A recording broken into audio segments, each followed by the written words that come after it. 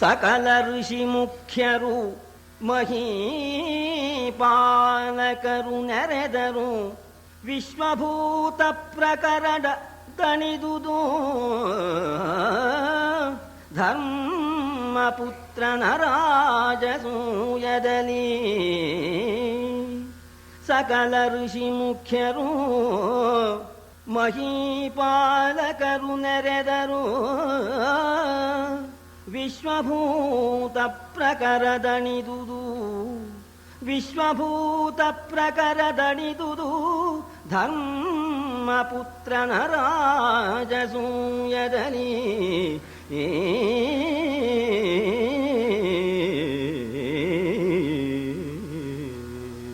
ಧರ್ಮರಾಜನ ರಾಜಸೂಯಾಗದ ವಿಚಾರವನ್ನ ಒಂದೇ ಪದ್ಯದಲ್ಲಿ ಕುಮಾರವ್ಯಾಸ ಬಹಳ ಚೆನ್ನಾಗಿ ಸೂಚನೆಯಲ್ಲೇ ಕೊಡ್ತಾ ಇದ್ದಾನೆ. ಧರ್ಮರಾಜನ ರಾಜಸೂಯ ಅಂದ್ರೆ ವಿಶ್ವಭೂತ ಪ್ರಕರ ತಣಿದುದು. ಈ ವಿಶ್ವದಲ್ಲಿ ಇರ್ತಕ್ಕ ಸಮಸ್ತ ಭೂತಗಳು ಅಂತ, ಸಮಸ್ತ ಭೂತಗಳು ಮನುಷ್ಯರಲ್ಲ, ಚಾತುರ್ವರ್ಣ್ಯದವರಲ್ಲ, ಸಮಸ್ತ ಭೂತಗಳು ಕೂಡ ತೃಪ್ತಿ ಪಡೆದರು. ಸಮಸ್ತ ಋಷಿಗಳು ಸೇರಿದ್ರು, ಸಮಸ್ತ ರಾಜರು ಸೇರಿದ್ರು, ಈ ಭೂಮಂಡಲದಲ್ಲಿರ್ತಕ್ಕಂತಹ ಸಮಸ್ತ ವರ್ಗದವರು ಸೇರಿದ್ರು, ಎಲ್ಲರೂ ತೃಪ್ತರಾದರು. ಅಂಥ ವೈಭವವಾಗಿರ್ತಕ್ಕಂಥ ಯಾಗ ನೆರವೇರಿತು ಅಂತ. ಕಿಂಚಿತ್ ಪೂರ್ವ ಕಥಾನುವಾದ. ವೈಶಂಪಾಯನರು ಜನಮೇಜಯನಿಗೆ 3 ದಿಕ್ಕಿನ ದಿಗ್ವಿಜಯದ ಕಥೆಯನ್ನ ಹೇಳಿದರು. ಇನ್ನು ಪಶ್ಚಿಮ ದಿಕ್ಕಿಗೆ ಹೋಗಿರ್ತಕ್ಕಂಥ ಆ ನಕುಲನ ಕಥೆಯನ್ನ ಹೇಳೋದಕ್ಕೆ ಪ್ರಾರಂಭ ಮಾಡ್ತಾರೆ. ಕೇಳು ಜನಮೇಜಯ ಧರಿತ್ರೀಪಾಲ ಪಶ್ಚಿಮ ದೆಸೆಯ ಭೂಮಿ ಪಾಲಕರ ಮೇಲೆತ್ತಿ ನಡೆದನು ನಕುಲನೊಲವಿನನಿ. ಧಾಳಿ ಹರಿದುದು ಮರುಯವನ ನೇಪಾಳರೋಹಿತರೆಂದೆನಿಪ ಭೂಪಾಲಕರ ಮುರಿದು ಅವರ ಸಪ್ತಾಂಗವ ವಿಭಾಡಿಸಿದ. ನಕುಲ ಆ ಪಶ್ಚಿಮ ದಿಕ್ಕಿಗೆ ಪ್ರಯಾಣ ಮಾಡಿದ್ದಾನೆ. ಮರು, ಯವನ, ನೇಪಾಳ ಮೊದಲಾಗಿರ್ತಕ್ಕಂಥವರು ಅವರೆಲ್ಲರನ್ನೂ ಕೂಡ ರೋಹಿತರು ಅಂತ, ಅವರೆಲ್ಲ ಮಹಾಪರಾಕ್ರಮಶಾಲಿಗಳು. ಅವರು ಸುಲಭವಾಗಿ ಕಪ್ಪ ಕಾಣಿಕೆ ಕೊಡದೇ ಇರೋಣ ತನ್ನ ಬಲದಿಂದ ಗೆದ್ದು ಬಿಟ್ಟು ಕಪ್ಪ ಕಾಣಿಕೆಗಳನ್ನು ಸಂಪಾದನೆ ಮಾಡಿಕೊಂಡು ಹಾಗೇನೆ ಮುಂದೆ ಹೋಗ್ತಾ ಇದ್ದಾನೆ. ಎಲ್ಲಾ ದೇಶದ ರಾಜರುಗಳು ಕೂಡ ಆ ನಕುಲನ ಆ ಸತ್ವಕ್ಕೆ ಮೆಚ್ಚಿಬಿಟ್ಟು ಎಲ್ಲ ಹೆದರ್ಕೊಂಡು ಕಪ್ಪ ಕಾಣಿಕೆಗಳನ್ನ ಒಪ್ಪಿಸ್ತಾ ಇದ್ದಾರೆ. ಆಮೇಲೆ ಮಧ್ಯ ದೇಶಕ್ಕೆ ಹೋಗಿದ್ದಾನೆ ನಕುಲ. ಹೇ ಬಕನ ಸೈರಭಕನೆಂಬ ಸನಾಮರನು ಮುರಿದನು. ಮಾವನಲ್ಲಿಗೆ ಬಂದಡೆ ಆ ಮಾದ್ರಾವನೀಪತಿ ಶಲ್ಯಮಿಗೆ ಸಂಭಾವಿಸಿದನು. ಒಲಿದಿತ್ತನು ಈತಂಗಖಿಲ ವಸ್ತುಗಳ ತೀವಿದರು ಭಂಡಿಯಲಿ.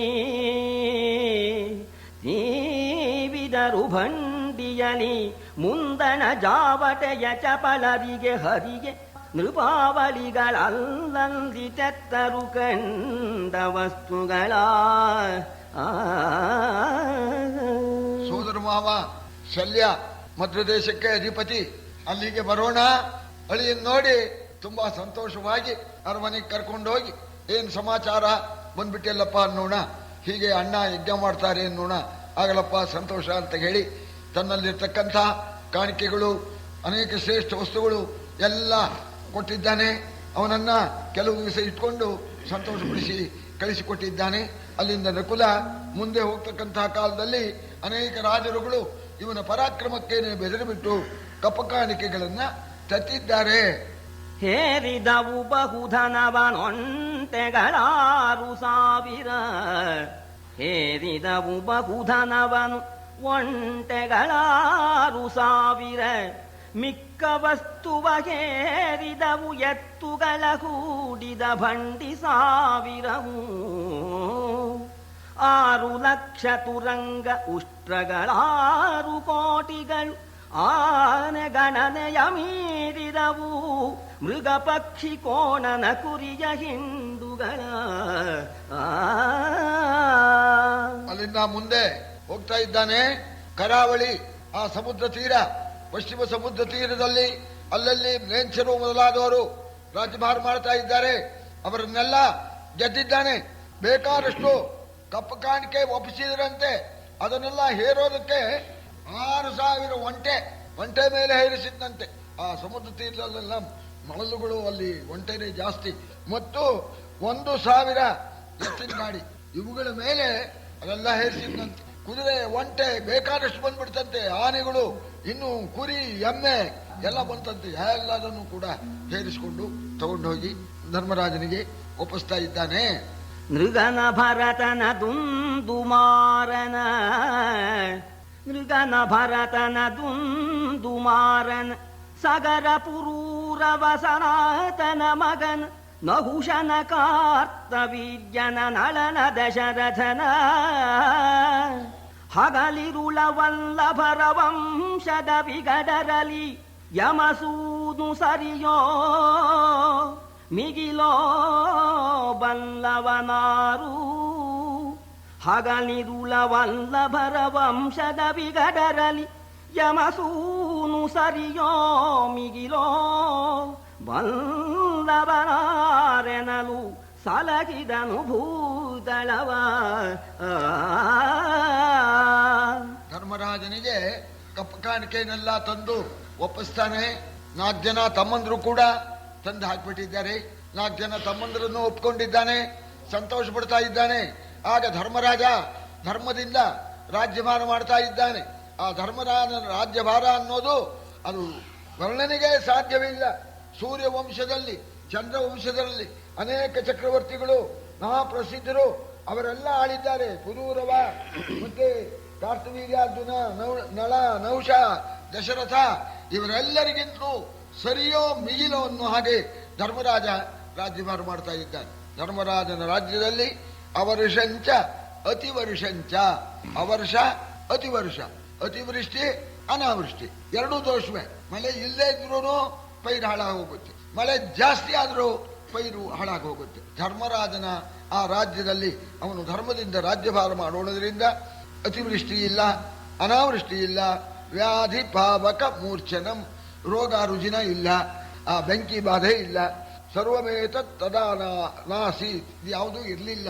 ದುರ್ಭಿಕ್ಷ, ರೋಗ ರುಜಿನ ಏನೂ ಇರಲಿಲ್ಲ. ಧರ್ಮನಿಷ್ಠೆ ಇದಿಷ್ಟಿದೆ. ಈ ರೀತಿ ರಾಜ್ಯಭಾರ ಮಾಡ್ತಾ ಇದ್ದಾನೆ. 4 ಜನ ತಮ್ಮಂದ್ರು ಕೂಡ ಗೆದ್ಕೊಂಡ್ ಬಂದ್ಬಿಟ್ರು. ಏನು ಹೇಳೋಣ ಆ ಧರ್ಮರಾಜನ ವೈಭವವನ್ನ. ಬಡಗನುತ್ತರ ಕುರುಗಳು, ಬಡಗಲುತ್ತರ ಕುರುಗಳು ಇತ್ತಲು ಪಡವಲು ದಧಿ,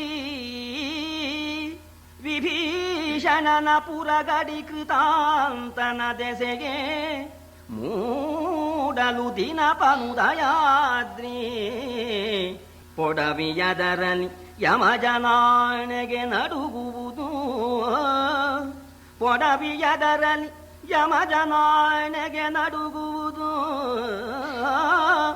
ರಾಯಂಗೆ ತೆತ್ತುದು ಗಡಾಸು ವಸ್ತುವನು, ಏನ ಸಾಧ್ಯವು ಕೃಷ್ಣನೊಲಿದರಿಗೆ.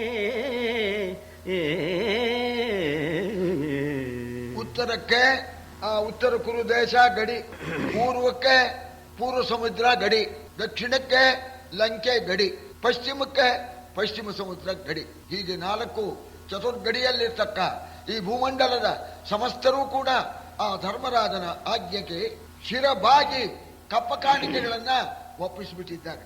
ಅದೇನು ಲೆಕ್ಕವೇ ಇಲ್ಲ. ಇದೆಲ್ಲ ಕಾರಣ ಕೃಷ್ಣ ಭಕ್ತರಿಗೆ ಏನು ಅಸಾಧ್ಯವೋ ಆ ಪರಮಾತ್ಮನ ಒಲುಮೆ ಇದ್ಬಿಟ್ರೆ ಅಂಥವರಿಗೆ ಯಾವುದೂ ಅಸಾಧ್ಯವಾದ್ದಿಲ್ಲ ಅಂತ ಹೇಳ್ತಾ ಇದ್ದಾರೆ. ಆ ಪರಮಾತ್ಮನ ಅನುಗ್ರಹದಿಂದ ಎಲ್ಲ ಬಂದ್ಬಿಡ್ತಂತೆ. ಆಮೇಲೆ ಇನ್ನೂ ಯಜ್ಞಕ್ಕೆ ಶುಭ ಮುಹೂರ್ತ ಬರಬೇಕಲ್ಲ. ತಂದದ್ದನ್ನ ಅರ್ಥಾನಾಂ ಆರ್ಜನೆ ದುಃಖಂ, ಆರ್ಜಿತಾನಾಂಚ ರಕ್ಷಣೆ, ಆಯೇ ದುಃಖಂ ವ್ಯಯೇ ದುಃಖಂ, ದುಃಖ ಮೂಲ ಇತೋ ಧನಂ ಅಂತ ಹೇಳ್ತಾರೆ. ದುಡ್ಡು ಅನ್ನೋದೇನಿದೆ, ಹೇಗಿದೆ ಅಂತ ಸಂಪಾದನೆ ಮಾಡೋದು ಕಷ್ಟ, ಸಂಪಾದನೆ ಮಾಡಿದ್ದನ್ನ ಇಟ್ಕೊಳ್ಳೋದು ಕಷ್ಟ. ಈ ಕಡೆ ಸಂಪಾದನೆ, ಆ ಕಡೆ ಸೋರೋಗ್ಬಿಡುತ್ತೆ. ಅರ್ಥಾನಾಂ ಅರ್ಜನೆ ದುಃಖಂ, ಆರ್ಜಿತಾನಾಂಚ ರಕ್ಷಣೆ, ಆಯೇ ದುಃಖಂ ವ್ಯಯೇ ದುಃಖಂ. ಸಂಪಾದನೆ ಮಾಡೋದು ಕಷ್ಟ, ಖರ್ಚು ಮಾಡೋದು ಕಷ್ಟ, ಯಾವ್ಯಾವುದಕ್ಕೋ ಮಾಡ್ಬಿಡೋದು, ಯಾವ್ಯಾವುದಕ್ಕೋ ಲೋಪ. ಅದಕ್ಕೆ ಅರ್ಥಾನ ಅರ್ಜನೆ ದುಃಖಂ ಅರ್ಜಿದಾನ ಅಂತ ರಕ್ಷಣೆ ಆಯೇ ದುಃಖಂ ಯಯೇ ದುಃಖಂ ದುಃಖ ಮೂಲ ವಿತೋಧನಂ ಇಷ್ಟೆಲ್ಲ ತಂದ್ಬಿಟ್ಟಿದ್ದಾರೆ. ಇದೆಲ್ಲ ಹೇಗಪ್ಪ ಇಡೋದು? ಎಲ್ಲದಕ್ಕೂ ಪದಾರ್ಥ ಕೆಟ್ಟು ಹೋಗಬಾರ್ದಲ್ಲ, ಏರ್ಪಾಟ್ ಮಾಡಿದ್ರಂತೆ ಆ ಪದಾರ್ಥಗಳನ್ನು ಇಡೋದಕ್ಕೆ. ಕಳನ ಸವೆದರು 3 ಯೋಜನ ವಲಯದಲ್ಲಿ ಕಳನ ಸವೆದರು, ಪಡಿಯಗಳು ಕೋಟಾ ವಲಯ ಸುಯಿಧಾನದಲ್ಲಿ ಹೊಯ್ದರು ರತ್ನ ಕಾಂಚನವ. ಕೆಲದೊಳೈಗಾವುದೊಳಿಕ್ಕಿದ ತಳಿಯ ಮಧ್ಯದೊಳು, ಕೆಲದೊಳೈಗಾವುದೊಳಿಕ್ಕಿದ ತಳಿಯ ಮಧ್ಯದೊಳು ಅಖಿಲ ವಸ್ತ್ರಾವಳಿಯ ನೊಟ್ಟಿದರು ಅದರ ಕೆಲದಲ್ಲಿ ರಾಯ ಕೇಳೆಂದ. ಪದಾರ್ಥ ಬಂದೋಬಸ್ತ್ ಆಗ್ಬೇಕಾದ್ರೆ ಆಯಾಯ ಪದಾರ್ಥಕ್ಕೆ ತಕ್ಕ ಹಾಗೆ ರಕ್ಷಣೆ ಏರ್ಪಾಟ್ ಮಾಡ್ಬೇಕಲ್ಲ. ವಜ್ರಗಳು, ವೈಡೂರ್ಯ, ಮುತ್ತು, ಬಂಗಾರ ಇವಕ್ಕೆಲ್ಲ ಬಂದೋಬಸ್ತ್ ಬೇಕು. 3 ಯೋಜನ ಜಾಗ ತಗೊಂಡ್ಬಿಟ್ಟು ಅದಕ್ಕೆ ಕೋಟೆ ಸುತ್ತಲೂ ಕಂದಕ ಒಳ್ಳೆ ಬಂದೋಬಸ್ತು, ಅಲ್ಲಿ ಅದನ್ನ ರಕ್ಷಣೆ ಮಾಡೋದಕ್ಕೆ ಇಟ್ಟಿದ್ದಾರೆ. ಇನ್ನು ಎಲ್ಲದಕ್ಕೂ ಎಲ್ಲಿ ಕೋಟೆ ಕಟ್ಟೋಕ್ಕಾಗತ್ತೆ? ಇನ್ನು ಬಾಕಿ ಸಾಮಾನನ್ನ ಆ ಕೋಟೆ ಹೊರಭಾಗದಲ್ಲಿ 5 ಯೋಜನ ಅಂದ್ರೆ 10 ಮೈಲಿ ಜಾಗದಲ್ಲಿ ತಂತಿ ಬೇಲಿ ಹಾಕ್ಬಿಟ್ಟು ಕಾಳು ಕಡಿ ಇದೆಲ್ಲ ಬರುತ್ತಲ್ಲ ಎಲ್ಲ ಅಲ್ಲಿ ಜಮಾಯಿಸ್ತಾ ಇದೆ. ಆಮೇಲೆ ಇನ್ನು ದ್ರವ ಪದಾರ್ಥಗಳು, ಅದಕ್ಕೆ ಪಾತ್ರೆ ಎಲ್ಲಿಂದ ತರೋಣ? ತುಪ್ಪ, ಎಣ್ಣೆ ಮುಂತಾದ್ದು ಈ ದ್ರವ ವಸ್ತು, ಅದಕ್ಕೆ ಒಂದು ಬುದ್ಧಿವಂತಿಕೆ ಮಾಡಿದಿರಂತೆ. ಬಳಿದ ಸೊದೆಗಳ ಬಾವಿ 100ರ ವಲಯ ತುಂಬಿತು, ತೈಲಘೃತ ಮಧುಗಳಲ್ಲಿ ಬಳಿದ ಸೊದೆಗಳ ಬಾವಿ 100ರ ವಲಯ ತುಂಬಿತು. ವರಗುಡ ಶರ್ಕರಾದಿಯ ಕಣಜ ಕೋಟಿಗಳು, ಕಳವೆಯಕ್ಕಿಯ ಗೋಧಿ ಕಡಲೆಯ ವಿಲಸ ರಾಶಿಯದೇ ಸುಯೋಜನದಳತೆ. ಕಳವೆಯಕ್ಕಿಯ ಗೋಧಿ ಕಡಲೆಯ ವಿಲಸ ರಾಶಿಯದೇ ಸುಯೋಜನದಳತೆ ಎಂದು ಆರರಿವರೆಂದನು ಮುನಿ ನೃಪಾಲಂಗೆ. ಬಾವಿ ತೋರಿಸಿಬಿಟ್ರು, ನೀರು ಬರ್ಕೊಡುದು. ಅಲ್ಲಿ ಬೆಳಿಗ್ಗೆ ಭಾರಿ ಆಳವಾದ ಬಾವಿ ತೋರಿಸಿದ್ರು, 100 ಬಾವಿ ತೋರಿಸಿಬಿಟ್ರು. ಅದಕ್ಕೆಲ್ಲ ಗಾರೆ ಹಾಕಿಸ್ಬಿಟ್ರು. ಗಾರೆ ಹಾಕಿಸಿ ಭರ್ತಿ ಮಾಡಿ ಅಂದ್ರು. ಗಾರೆ ಮಾಡಿದ್ರಿಂದ ಎಲ್ಲೋ ಹೋಗೋ ಆಗಿಲ್ಲಲ್ಲ. ಭರ್ತಿ ಬಾವಿಗಳು, ಎಣ್ಣೆ ಬಾವಿಗಳು, ತುಪ್ಪದ ಬಾವಿಗಳು, ಜೇನುತುಪ್ಪದ ಬಾವಿಗಳು, ದ್ರವ ಪದಾರ್ಥಕ್ಕೆಲ್ಲ ಇನ್ನು ಪಾತ್ರೆ ಪೂರೈಸಲ್ಲ ಅಂತ ಹೇಳಿ 1000 ಬಾವಿಗಳಲ್ಲಿ ಅದನ್ನೆಲ್ಲ ಜಮಾಯಿಸ್ಬಿಟ್ರು. ಇನ್ನು ಉದ್ದು, ಕಡಲೆ, ನವಧಾನ್ಯ, ಸಣ್ಣಕ್ಕಿಗಳು ಇವುಗಳನ್ನೆಲ್ಲ ಹಾಕ್ಬಿಟ್ರು. ತಂತಿ ಬೇಲಿ ಹಾಕಿ ರಾಶಿ ಹಾಕ್ಬಿಟ್ಟಿದ್ದಾರೆ. ಎಷ್ಟೋ ಅದು ಯಾರಿಗೆ ಗೊತ್ತು ಎಷ್ಟು kg ಬಂದಿತ್ತೋ, ಎಷ್ಟು ಟನ್ ಬಂದಿತ್ತೋ ಈ ತೊಗರಿ, ಭತ್ತ, ಸಣ್ಣಕ್ಕಿ ಇದೆಲ್ಲ ಹೇಳೋ ಹಾಗೆ ಇಲ್ಲ. ನೆರೆದುದರ್ಥವನಂತವು ಅವನೀಶ್ವರರು ವಶವಾದರು, ನೆರೆದುದರ್ಥವನಂದವು ಅವನೀಶ್ವರರು ವಶವಾದರು. ಚತುಸ್ಸಾಗರದ ಮಧ್ಯದಲಾಣೆ ಸಂದುದು ಧರ್ಮನಂದನನ. ಕರೆಸು ಬೇಗವರನು, ಕರೆಸು ಬೇಗವರನು, ಮಹಿಷಾಧ್ವರಕ್ಕೆ ಸಮಯವಿದೆಂದು ಪಾರಾಶರಿಯ ಧೌಮ್ಯರು ಮಂತ್ರಶಾಲೆಯೊಳೆಂದರವನಿಪಗೆ. ರಾಜಸೂಯಾಗ ಮಾಡ್ತಕ್ಕಂಥ ಅಧಿಕಾರನೂ ಬಂತು, ಯೋಗ್ಯತೆಯೂ ಬಂದಿದೆ. ಭೂಮಂಡಲದಲ್ಲಿ ನಿನ್ನ ಆಜ್ಞೆಯನ್ನ ಎಲ್ಲರೂ ಪಾಲಿಸಿ ನೀನು ಸಮ್ರಾಟ್ ಅಂತ ಹೇಳಿಬಿಟ್ಟಿದ್ದಾರೆ. ತಮ್ಮಲ್ಲಿರ್ತಕ್ಕ ವಸ್ತುಗಳನ್ನೆಲ್ಲ ಕಳಿಸಿಬಿಟ್ಟಿದ್ದಾರೆ. ದವಸ, ಧಾನ್ಯ, ಬೆಳ್ಳಿ, ಬಂಗಾರ ಎಲ್ಲ ಬಂದ್ಬಿಟ್ಟಿದೆ. ಇನ್ನು ಯಜ್ಞಕ್ಕೆ ಕಾಲವೂ ಕೂಡ ಪ್ರಾಪ್ತವಾಗ್ತಾ ಇದೆ. ಮೊದಲು ಮುಖ್ಯಸ್ಥರನ್ನ ಬರಮಾಡು, ಆಮೇಲೆ ಎಲ್ಲರನ್ನೂ ಕೂಡ ಕರೆಸು, ಮುಂದಿನ ಕೆಲಸಕ್ಕೆ ಪ್ರಾರಂಭ ಮಾಡುವಂತಂದಾಗ ಭಗವಂತ ಬಂದೊರ್ತು ಯಾವುದು ಆಗೋಲ್ಲ ಅಂತ ಹೇಳಿ ಧರ್ಮರಾಜ ಧೌಮ್ಯ ಮತ್ತು ವ್ಯಾಸರ ಅಪ್ಪಣೆಯಿಂದ ಹೋಗು ಫಲುಗುಣ ಕಂಸಮಥನನ ಬೇಗ ವಿಜಯಂಗೈಸಿತ. ನೃಪಯಾಗವಾತನ ಹೊರೆ ಮದೀಯ ಜಯಾಭಿವೃದ್ಧಿಗಳು ಆಗು ಹೋಗಾದನದು. ಆಗು ಹೋಗಾದನದು ತಟ್ಟಯವಾಗದಿ ಕ್ಷಣವೆನಲು ಮನದನುರಾಗದಲ್ಲಿ ಕಲಿಬಾರ್ಥ ಬಂದನು ಕಂಡನಚ್ಯುತನ. ಅರ್ಜುನ, ಅಪ್ಪ ದ್ವಾರಕೆಗೆ ಹೋಗಿ ಕೃಷ್ಣನ್ ಕರ್ಕೊಂಡ್ ಬಾರಪ್ಪ. ಕೃಷ್ಣಂದೇ ಯಜ್ಞ, ಕೃಷ್ಣನ ಜವಾಬ್ದಾರಿ ಈ ಯಜ್ಞದ್ದಲ್ಲ, ಅವಂದೇನೆ. ಇದು ಅಲ್ದೇನೆ ನಮ್ಮ ಜಯ, ನಮ್ಮ ಸಕಲ ಶ್ರೇಯಸ್ಸು ಅವನ ಅಧೀನ. ತಡ ಮಾಡಬೇಡ, ಜಾಗ್ರತೆ ಕರ್ಕೊಂಡು ಬಾ ಅಂತ ಹೇಳಿ ಧರ್ಮರಾಜ ಅಪ್ಪಣೆ ಮಾಡೋಣ. ಅರ್ಜುನ ಸಂತೋಷದಿಂದ ದ್ವಾರಕಾಪಟ್ಟಣಕ್ಕೆ ಬಂದಿದ್ದಾನೆ. ಬಂದ್ಬಿಟ್ಟು ಭಿನ್ನವಿಸಿದನು ದಿಗ್ವಿಜಯ ಸಂಪನ್ನ ವಸ್ತು ವಿಧಾನವನು. ಭಿನ್ನವಿಸಿದನು ದಿಗ್ವಿಜಯ ಸಂಪನ್ನ ವಸ್ತು ವಿಧಾನವನು. ಮೇಲಿನ್ನು ದೇವರು ಬನ್ನಿರಿ, ಮೇಲಿನ್ನು ದೇವರು ಬನ್ನಿರಿ ಉತ್ತರ ಕಾರ್ಯ ಸಂಗತಿಯ. ನಿನ್ನ ಕೃಪೆಯಲಿ ರಾಜಮಖ ನಿಷ್ಪನ್ನವಾದರೆ ಬೊಪ್ಪನಿಂದ್ರನ ಮನ್ನಣೆಯ ಮೈ ಸೋಂಕಿನೋಲಗ ಸುಲಭವಗುದು. ಕೃಷ್ಣ ನಿನ್ನ ಕೃಪೆಯಲಿ ರಾಜಮಖ ನಿಷ್ಪನ್ನವಾದರೆ ಬೊಪ್ಪಗೆ ಇಂದ್ರನ ಮನ್ನಣೆಯ ಮೈ ಸೋಂಕಿನೋಲಗ ಸುಲಭವಗುದೆಂದ. ಎಲ್ಲ ವಿಜ್ಞಾಪನೆ ಮಾಡ್ಕೊಂಡ. ನಿನ್ನ ಅನುಗ್ರಹದಿಂದ ಎಲ್ಲ ಗೆದ್ದಾಯ್ತು, ಎಲ್ಲ ಬಂದು ಹೋಗಿದೆ. ಭಗವಂತ ಜಾಗ್ರತೆ ದಯಮಾಡಿಸಿ ರಾಸು ಯಾಗವನ್ನ ನೀನು ನಿನ್ನ ಕೃಪೆಯಿಂದ ನೆರವೇರಿಸಿಕೊಟ್ರೆ ನಮ್ಮ ಅಪ್ಪ ಬೇಗ ಸ್ವರ್ಗಕ್ಕೆ ಹೋಗ್ತಾನೆ.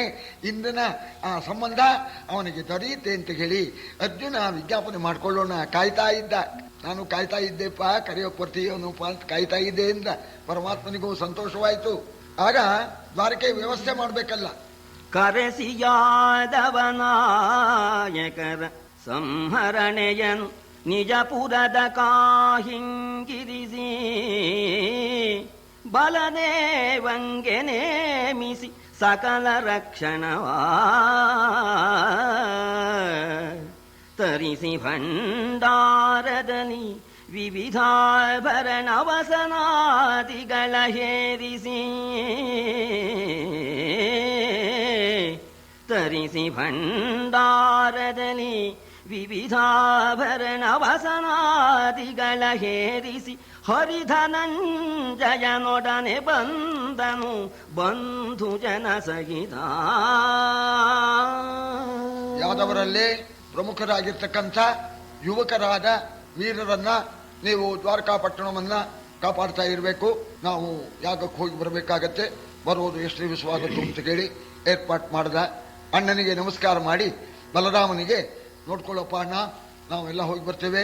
ಅಪ್ಪ ಅಮ್ಮ ನಮ್ಮ ರಾಣಿವಾಸ್ತವರು ಮಕ್ಕಳು ಎಲ್ಲ ಕರ್ಕೊಂಡು ಹೋಗ್ತೇನೆ ಅಂತ ಹೇಳಿ ಬಲರಾಮನಿಗೆ ಪುರದ ರಕ್ಷಣೆಯ ಜವಾಬ್ದಾರಿಯನ್ನ ವಹಿಸಿಬಿಟ್ಟು ಪರಿವಾರ ಸಮೇತನಾಗಿ ಬರೀ ಕೈಯಲ್ಲಿ ಹೋಗಬಾರ್ದು ಅಂತ ಹೇಳಿ ತನ್ನ ಭಂಡಾರದಲ್ಲಿರ್ತಕ್ಕ ಶ್ರೇಷ್ಠವಾದ ಮುತ್ತು, ರತ್ನ, ವಜ್ರ, ವೈಡೂರ್ಯ, ಬೆಳ್ಳಿ, ಬಂಗಾರ, ಪಟ್ಟೆ, ಪೀತಾಂಬರ ಎಲ್ಲ ಹೇರಿಸಿಬಿಟ್ಟ.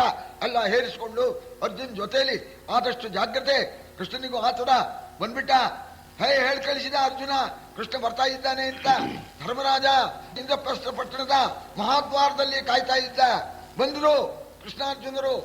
ಇದಿರುವಂದನು ಧರ್ಮಸುತನು, ಇದಿರುವಂದನು ಧರ್ಮಸುತನು ಪದಪಯೋಜದಲೆರಗಿದನು ನಿನಗಿದು ವಿನೋದವಲೆ ವಿಮುಕ್ತಗೆ ಭಕ್ತ ಸಂಸ್ತರಣ ಕುದಿದು ಮರುಗಿದವರಸಿ ನಿನ್ನಯ ಪದವ ಕಾಣದೆ ಶ್ರುತಿಗಳು ನಿನ್ನಯ ಪದವ ನರಸಿ ಕಾಣದೆ ಶ್ರುತಿಗಳು ಕುದಿದು ಮರುಗಿದವು ಎಮ್ಮಯ ಸದನವು ಅಖಿಲಾನಾಯನಿಕರವನು ಏಡಿಸುವುದೆಲ್ಲ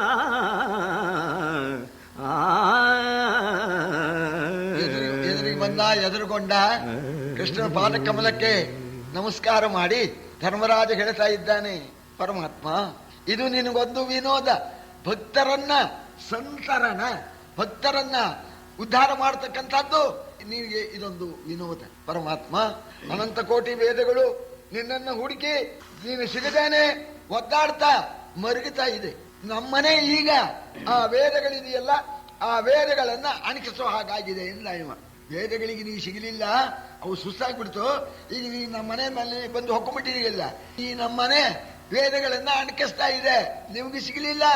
ಇಲ್ಲಿ ನೋಡಿ ಹೇಗೆ ತಗೊಂಡ್ಬಿಟ್ಟಿದೀವಿ ಕೃಷ್ಣನ್ನ ಅಂತ. ನಮ್ಮ ಮನೆ ವೇದಗಳನ್ನ ಅಣಕಿಸುವಂತೆ ಮಾಡಿದ್ದೀಯೋ ಭಗವಂತ, ಇದೊಂದು ವಿನೋದಪ್ಪ, ಭಕ್ತರನ್ನ ಉದ್ಧಾರ ಮಾಡತಕ್ಕಂಥದ್ದು ಅಂತ ಹೊಗಳೋಕ್ ಪ್ರಾರಂಭ ಮಾಡಿದ.